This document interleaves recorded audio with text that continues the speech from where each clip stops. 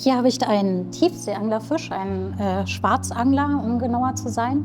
Der wurde 1898 bis 99 während der ersten deutschen Tiefseeexpedition Valdivia gefangen. Die Nasssammlung ist ein perfektes Beispiel für unsere Museumsevolution. 2006, noch Kriegsruine, konnten wir hier im ersten Bauabschnitt über 1 Million Objekte in einen hochmodernisierten Gebäudetrakt unterbringen. Damit erreichen wir auch, dass unsere Besuchenden einen Einblick in diese Forschungssammlung gewinnen. Museumsevolution bedeutet also nicht nur unsere bauliche Entwicklung und die Unterbringung für unsere Sammlung und unsere Forschung in optimierter Weise, sondern auch die Möglichkeit, die Forschung überhaupt den Besuchenden transparent zeigbar zu machen. In Berlin angekommen, werden die Straßen natürlich immer enger. Sie wurden vorher abgefahren und teilweise gesperrt. Ich mache jetzt 50 Jahre Architektur, ein bisschen länger sogar. Das ist einmalig, das macht man nur einmal im Leben. Dein Museum für Naturkunde Berlin verändert sich. Wir bauen um, erschließen unsere Sammlung und schaffen Orte für Austausch und gemeinsames Lernen. Die Museumsevolution hat begonnen. Die Nasssammlung an sich macht so besonders, dass es eine sehr, sehr moderne Aufstellung ist, die wir in Europa in keinem anderen Museum so haben. Die Leute, die hier reinkommen, die sind ziemlich begeistert, weil das natürlich optisch was hermacht. Gleichzeitig oft auch ein bisschen verwirrt, weil relativ wenig Erklärung zu dem Sammlungsbereich hier ist. Es handelt sich ja um eine offene Forschungssammlung. Es geht tatsächlich darum, wie sind die Fische systematisch aufgestellt, wie finden wir sie wieder. Und die wichtigen Informationen sind entsprechend auch nach innen gedreht. Das heißt, die können die Besucher oft nicht sehen, was also für uns das Entscheidende ist, wie die Inventarnummern oder die Etiketten mit den Namen von den Tieren drauf.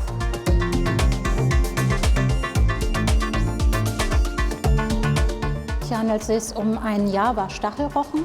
Der wurde 1862 in Jakarta auf dem Fischmarkt gekauft von Eduard von Mertens, der später hier im Museum auch Kurator der malakologischen Sammlung war. Und das Besondere an diesem Tier hier ist, dass das seit seiner wissenschaftlichen Beschreibung dann 1864 nicht noch einmal wieder gefunden wurde. 2019 wurde diese Rochenart dann entsprechend auch als ausgestorben erklärt. Und das ist jetzt der einzige Nachweis über die Existenz dieser Art, die es gibt. Das ist zumindest die moderne Art zu konservieren, weil man, wenn man einen Fisch als Alkoholfisch konserviert, das gesamte Tier erhalten kann. Das heißt, die Organe und das gesamte Innenleben sind noch vorhanden und das sind teilweise auch wichtige Bestimmungsmerkmale, die für die Forschenden von Bedeutung sind.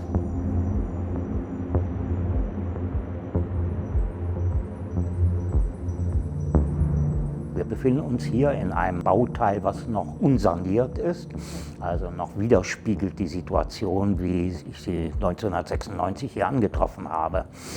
Insbesondere gekennzeichnet durch drangvolle Enge, Arbeitsplätze hier in solchen Abschlägen direkt eingenischt in die Sammlungen, weil man lange Zeit halt nicht bedacht hat, dass sehr viel Arbeit mit den Sammlungen zusammenhängt. Man dachte, man hat das einmal konserviert, aufgestellt, untergebracht irgendwie und dann braucht es nur noch einen Büttel dafür, der eben ab und zu Staub wischt und die Präparate rausholt für die Wissenschaftler. Nun, das hat sich als Irrtum erwiesen, weil auch die Biodiversität des Planeten sehr viel größer ist, als man damals gedacht hatte. Der Ostflügel ist ja 1945 durch einen Bombentreffer zerstört worden. Teile der Sammlungen sind dabei auch zu Schaden gekommen. Allerdings sind sehr wesentliche Teile der Sammlungen haben den Zweiten Weltkrieg überstanden. Es ist zum langfristigen Erhalt der Sammlung natürlich notwendig, dass ein gutes Gehäuse drumherum gebaut wird.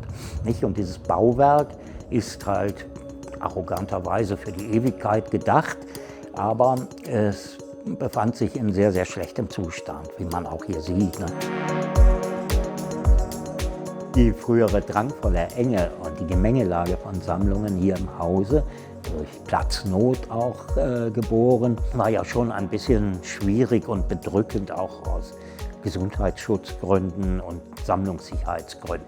Da standen Regalreihen mit Alkoholgläsern, direkt daneben Trockenpräparate, alte Holzschrankreihen mit Nasssammlungspräparaten drin.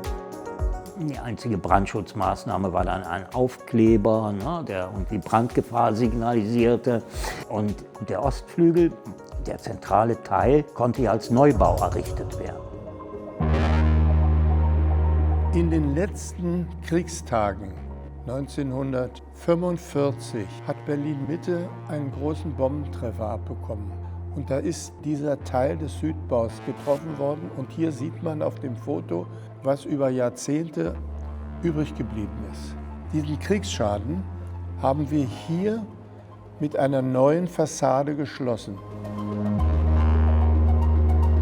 Nachdem der Krieg ein Loch da reingerissen hat, hatte der Architekt Roger Diener nicht vor, das ganze Mauerwerk wieder zu schließen, sondern er wollte schon zeigen, mit welchen zeitgemäßen Mitteln, also heutige Mittel, nämlich Betonfertigteile, man solch eine Fassade herstellt, aber optisch auch zeigen, dass sie neu ist und dass sie vom Krieg zerstört war und deshalb diese Abformtechnik von dem Original.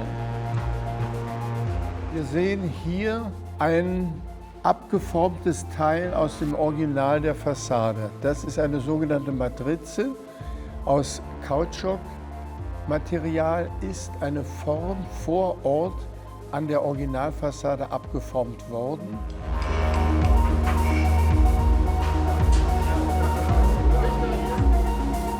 Die Betonfertigteile wurden in diesem Betonwerk in Hennigsdorf gefertigt. Das ist die Fertigungshalle. Vom Betonfertigteilwerk in Hennigsdorf wurden die einzelnen Fassadenteile nach Berlin-Mitte zum Museum für Naturkunde transportiert. Diese Fertigteile, die wir hier transportieren, waren 4,20 Meter breit.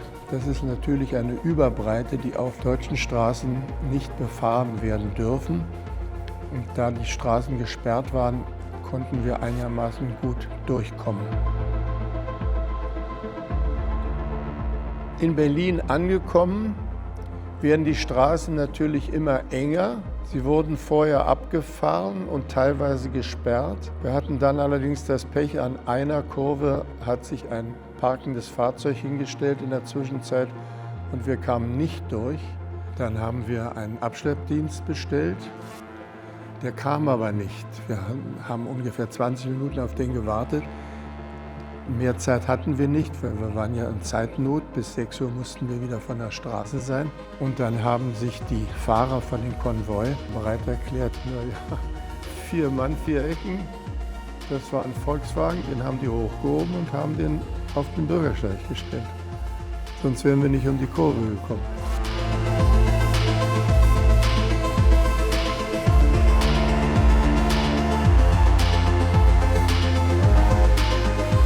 Wir sind inzwischen sehr weit in den Morgen hineingeraten.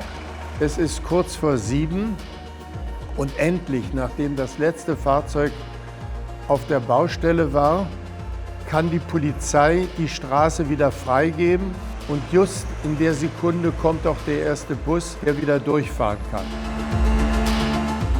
Zur Montage der Fertigteile vor Ort sind 2 Krane notwendig. Der erste Kran, den wir hier jetzt sehen, der hebt das Fertigteil von dem Tieflader ab. Er hebt es an, der Tieflader fährt raus. Wir sehen jetzt die Arbeit des zweiten Kranes, der dafür da ist, das Betonfertigteil an die Fassade zu heben.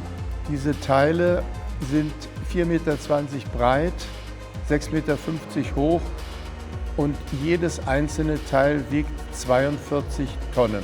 Jetzt wird das Fassadenteil passgenau eingefügt. Hierbei muss man sagen, kommt es nicht auf Zentimeter an, sondern auf Millimeter. Dazu bedarf es Spezialisten wie hier auf der Rüstung, aber auch sehr präzise arbeitende Kranführer.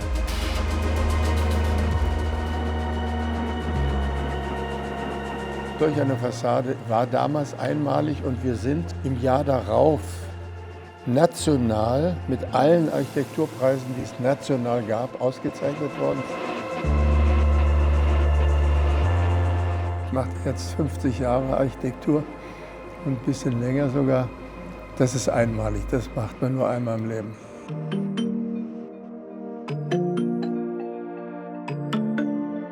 (2005) begannen wir mit der Planung. 2010 konnten wir das Projekt abschließen. Interessanterweise genau zum 200-jährigen Jubiläum des Naturkundemuseums. Und ja, der Einzug der Nasssammlungen hier aus vielen Räumen war natürlich ein eigener Akt, der dann vollführt werden musste. Das hat sich über Monate eigentlich hingezogen. Der Wiederaufbau des Ostflügels gab natürlich einen enormen Hype, ne, weil er auch international ziemliches Aufsehen erregt hat, diese Konzeption, nicht eine Nasssammlung Besucher zugänglich zu machen oder Besucher einsehbar vielmehr. Üblicherweise werden solche Nasssammlungen in bunkerähnlichen Sammlungsräumen lichtlos versteckt.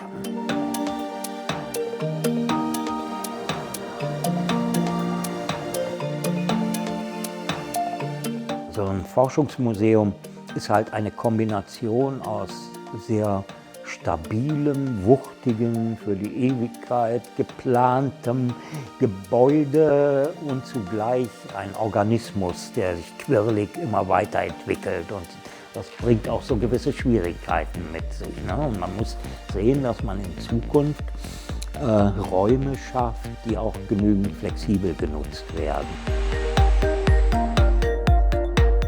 Wir bauen nicht nur, wir entwickeln auch unsere Organisation, wir erschließen unsere Sammlung, wir stellen neue Forschungsfragen. Das sind so Prinzipien, die sich vielleicht ja auch im Bau widerspiegeln. Genau. Das Gebäude vom 19. Jahrhundert hat jetzt in den letzten 70 Jahren wirklich einen wesentlichen Sanierungsstau erlebt. Und wir versuchen mit den Prinzipien Barrierefreiheit, Denkmalschutz und Energieeffizienz wirklich dieses Gebäude in die Zukunft zu bringen. Veränderung, neue Räume, neue Fragen, das nennen wir Museumsevolution.